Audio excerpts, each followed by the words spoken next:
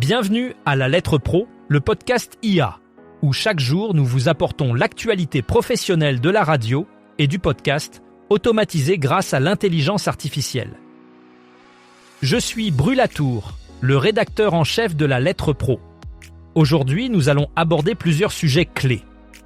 Skyrock consolide ses audiences franciliennes sur la fin de l'année 2025.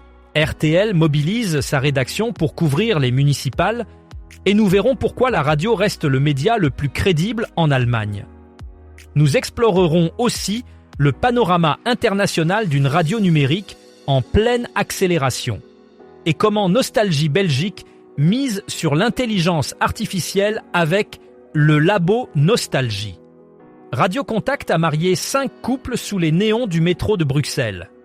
En Irlande, 74% du temps audio quotidien est capté par la radio en direct. Enfin, nous parlerons du coût des services publics de médias en Europe et de l'offre audio multi-pays de Énergie Globale sur Nostalgie. Nous terminerons par un retour en images sur 10 moments clés du Paris Radio Show. Skyrock a réussi à consolider ses audiences en Île-de-France à la fin de l'année 2025. La station a mis en place une stratégie efficace pour maintenir et renforcer son audience dans cette région clé. En misant sur des contenus adaptés aux attentes de ses auditeurs, Skyrock a non seulement réussi à fidéliser son public actuel, mais aussi à attirer de nouveaux auditeurs.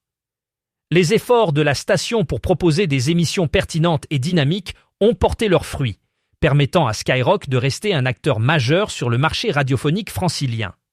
Cette consolidation d'audience est le résultat d'une compréhension fine des attentes des auditeurs et d'une capacité à innover en permanence pour répondre à leurs besoins. À l'approche des élections municipales, RTL a mis en place un dispositif éditorial ambitieux pour informer ses auditeurs. Depuis le 9 février, la station consacre chaque lundi à des thématiques centrales de la campagne électorale telles que la sécurité, les services publics, la santé et la propreté. Ces journées spéciales s'appuient sur des reportages, des interviews et des décryptages. RTL interroge la capacité des maires à agir sur des questions comme la sécurité ou la disponibilité des médecins dans les communes, abordant également les problématiques des dépôts sauvages et de saleté. 2 soirées électorales en direct sont prévues les dimanches 15 et 22 mars, de 18h à 23h, avec Vincent Parisot et Marc-Olivier Fogiel. Ces soirées offriront des analyses en temps réel grâce à un partenariat avec Harris Interactive et Jean-Daniel Levy sera présent pour commenter les résultats. Au lendemain de chaque tour, les lundis 16 et 23 mars, RTL proposera des matinales spéciales pour revenir sur les résultats avec Jérôme Florin et Thomas Soto. Entre 9h et 10h, Alain Duhamel et Anne-Charlène Bézina apporteront leur expertise pour déchiffrer les dynamiques politiques. En Allemagne, la radio continue de dominer en tant que média de confiance, atteignant 47% de crédibilité auprès du public, dépassant la presse à 39% et la télévision à 25%. En revanche, les réseaux sociaux peinent à convaincre avec seulement 3% de crédibilité. Cette tendance est particulièrement marquée chez les jeunes de 18 à 29 ans, où la radio atteint 59% de confiance, et dans l'Allemagne de l'Ouest, où elle est à 50%, ces chiffres démontrent la solidité de la radio, qui reste un pilier de l'information pour toutes les catégories de la population, confirmant son rôle essentiel dans le paysage médiatique allemand. L'évolution de la radio numérique à l'échelle internationale est en pleine accélération, bouleversant le paysage médiatique traditionnel. Les avancées technologiques permettent une diffusion plus large et plus accessible des contenus radiophoniques, notamment grâce à la radio numérique terrestre, DAB+, et aux plateformes de streaming. En Europe, la transition vers le numérique s'intensifie avec des pays comme la Norvège ayant déjà abandonné la FM au profit de la DAB+. Cette tendance s'accompagne d'une diversification accrue des offres, permettant aux auditeurs de bénéficier d'un plus grand choix de stations et de contenus spécialisés. Par ailleurs, l'intégration de la radio dans les enceintes connectées et les voitures intelligentes contribuent à renforcer son accessibilité et sa pertinence dans un monde de plus en plus numérique. Cette transformation représente une opportunité majeure pour les stations de radio de se réinventer et d'atteindre de nouveaux publics grâce à des contenus innovants et personnalisés. Nostalgie Belgique innove dans l'utilisation de l'intelligence artificielle avec le Labo Nostalgie, une émission musicale personnalisée. La radio belge, pionnière dans l'intégration de l'intelligence artificielle, avait déjà lancé la première chroniqueuse générée par intelligence artificielle en Europe. Avec le Labo Nostalgie, les auditeurs reçoivent une playlist sur mesure, créée par l'intelligence artificielle à partir de quelques questions simples. Les programmateurs supervisent la sélection, assurant un équilibre entre innovation technologique et humanité. Un animateur reste présent pour introduire les morceaux et maintenir le lien humain. Jean-François Potier, directeur d'antenne de Nostalgie Belgique, souligne que l'intelligence artificielle permet de personnaliser l'expérience des auditeurs tout en préservant l'âme de la radio.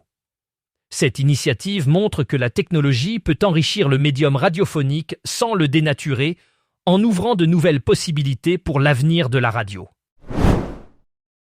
Ce samedi 14 février, Radio Contact transforme la station de métro Louise à Bruxelles en une chapelle éphémère pour célébrer 5 mariages en direct.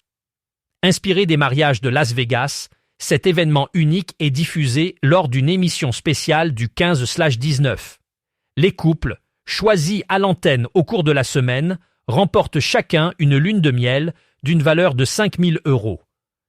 Grâce à un partenariat avec Hey Télécom, la radio crée une expérience immersive mêlant l'animation en direct et la participation des auditeurs. Les voyageurs présents assistent à ces unions dans un cadre atypique, renforçant l'interaction entre l'événement et sa retransmission radio. Cette initiative illustre la capacité de Radio Contact à innover en transformant un lieu de passage en scène radiophonique et en mettant en avant la proximité et l'engagement de ses auditeurs. En Irlande, la radio en direct continue de capter une part significative du temps audio des auditeurs. Chaque jour, 74% du temps audio est consacré à l'écoute de la radio en direct, démontrant la solidité de ce média dans le paysage sonore irlandais. Ce chiffre souligne l'attachement des Irlandais à la radio traditionnelle, malgré l'émergence des plateformes de streaming et des podcasts. La radio en direct offre une expérience unique d'immédiateté et de connexion avec l'actualité, ce qui la rend incontournable pour de nombreux auditeurs. Les stations irlandaises, en s'adaptant aux goûts et aux préférences de leur public, réussissent à maintenir une audience fidèle et engagée. Cette tendance reflète également l'importance de la radio dans la culture irlandaise, où elle reste un vecteur essentiel d'information et de divertissement, confirmant son rôle central dans la consommation audio quotidienne. Les médias de service public en Europe représentent un coût moyen de 3,64 € par mois et de 0,12 € par jour pour chaque citoyen. En 2024, ces médias ont généré un total de 41,17 milliards d'euros de revenus, dont 31,56 milliards provenaient de financements publics. Ces chiffres soulignent l'importance et l'impact économique des médias de service public qui jouent un rôle crucial dans la fourniture d'informations fiables et de qualité.